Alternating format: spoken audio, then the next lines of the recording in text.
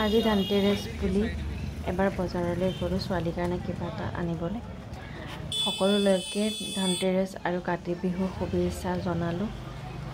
সকলোৱে চাগে ধনতেৰছ বুলি কিবা নহয় কিবা এটা লৈছে, সেইকাৰণে ময়ো ছোৱালীৰ কাৰণে ল'বলৈ আহিলোঁ। আহি পেলাই এতিয়া জুৱেলাৰী তাত সোমালোঁ, সোমাই পেলাই ল'লোঁ বস্তু, লৈ পেলাই বজাৰত ঘূৰিছোঁ।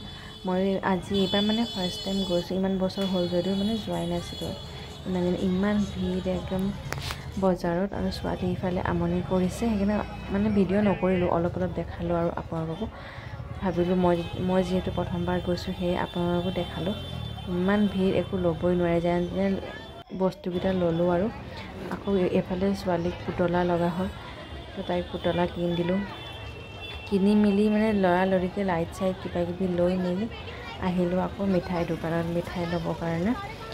মিঠাই দোকানখন ইমান ধুনীয়াকৈ সজাই থৈছে নহয়, মানে এনেকৈ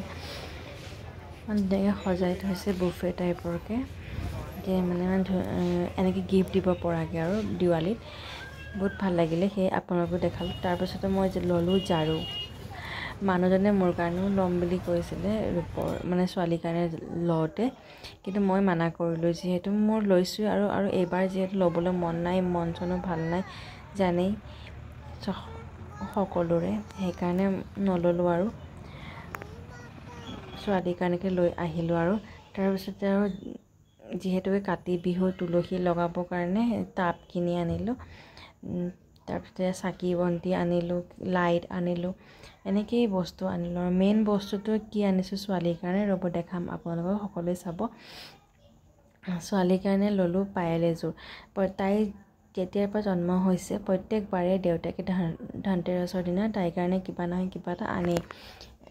আগতে যিযোৰ পায়েল আনিছিলে সেইযোৰ মানে অকণমান সৰু হৈছিলে, আৰু তাই কেতিয়াবা পিন্ধিব বিচাৰে, আৰু তাই কাটে মানে সেইযোৰ অকণমান ভাৰী আছিলে, সেইকাৰণে এইবাৰ এইযোৰ চিম্পল আৰু ইমান মানে ভাৰীও নহয়, সেইকাৰণে তাইৰ কাৰণে আনিলোঁ। আৰু এইটো আকৌ যি জুৱেলাৰী দোকানখনৰ পৰা আমাক গিফ্ট দিছে দিৱালী বুলি, জুৱেলাৰী ৰখা বক্স। তাৰপিছত দেউতাকে তাইক পিন্ধাই দিলে।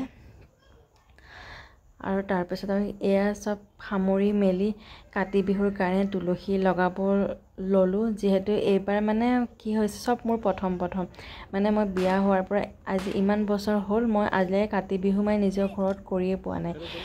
মানে প্ৰত্যেকবাৰে কিবা নহয় কিবা এটা অসুবিধা হয়েই, সেইকাৰণে মানে মই এইবাৰ বোলো কৰোঁ, কিন্তু নাজানো আৰু ভুল হৈছে নে শুদ্ধ হৈছে, কাৰণ শিকাই দিবলৈও মা নাই, ফোন কৰি সুধিবলৈও কি কৰিম কি নকৰিম, সেইকাৰণে নিজেই কৰিছোঁ আৰু যেনেকৈ পাৰোঁ। যদি কিবা ভুল হৈছে আপোনালোকে ক'ব, তাৰপিছত মই অহাবাৰলৈ চেষ্টা কৰিম সেই ভুলবোৰ শুধৰাবলৈ। আৰু শেষত সকলোকে কাতি বিহু শুভেচ্ছা জনালোঁ। ছোৱালীও মোৰ সৈতে পুৰা প্ৰাৰ্থনা গাইছে, আৰু নাজানো আৰু কেনেকৈ কি কৰিছোঁ। আজিলৈ আহিছোঁ দেই, বাই বাই।